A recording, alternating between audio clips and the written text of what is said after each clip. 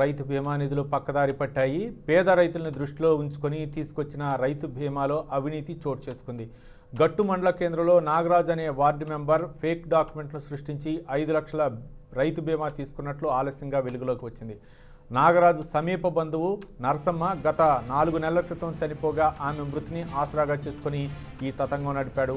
నాగరాజు చిన్నమ్మ మల్లమ్మ చనిపోయినట్లుగా ధృవీకరణ పత్రాలు సృష్టించి నామినీగా పెట్టుకుని డబ్బులు కాజేశాడు. తప్పుడు పత్రాలు సృష్టించిన దళారీకి నాగరాజుకు మధ్య డబ్బు పంపకంలో విభేదాలు రావడంతో అసలు విషయం బయటకు పొక్కింది. రాష్ట్ర ప్రభుత్వం అందించే సంక్షేమ పథకాలను తప్పుదారి పట్టించే విధంగా పాల్పడిన వ్యక్తులపై కఠినంగా శిక్షించాలని కుటుంబ సభ్యులతో పాటు రైతులు కోరుతున్నారు.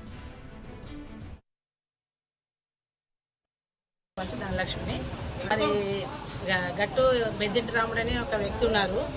ఇంతకుముందు కూడా ఆయన చేసేది కొన్ని ఈజీఎస్లో కూడా ఫ్రాడ్ చేశారు, కొన్ని చాలా కూడా మేము ప్రూఫ్ తీసుకొచ్చాము.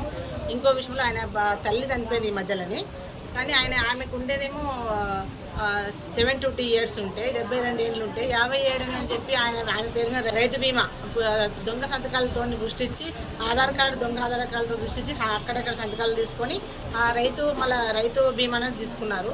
మళ్ళీ ఇట్లాంటివి జరుగుతున్నాయంటే గ్రామంలో చాలా జరుగుతున్నాయి. బతికున్న వ్యక్తిని కూడా చనిపోయానని చెప్పి మించాలో తీసుకున్నారు. చాలా మందికి డిలీట్ చేసేసాను ఈ మధ్యలో నేను. కాబట్టి ఇంతమంది నాగరాజు కూడా ఒక ఆయన వార్డు మెంబర్, ఆయన మళ్ళీ వార్డు మెంబర్ అయి ఉండి కూడా చనిపోయిన వాళ్ళ చిన్నమ్మన అయితే వాళ్ళ బంధువు సొంతమైతే వాళ్ళ చిన్నమ్మ పేరు పెట్టి ఆమెనే నా పెంపుడు తల్లి నేను కొడుకునని చెప్పి దత్తత తీసుకున్నానని చెప్పి ఆమె పేరు మీద ఆమెకి 5 మంది పిల్లలు ఉన్నారు, రైతుల్లో ఉంటుంది ఆమె.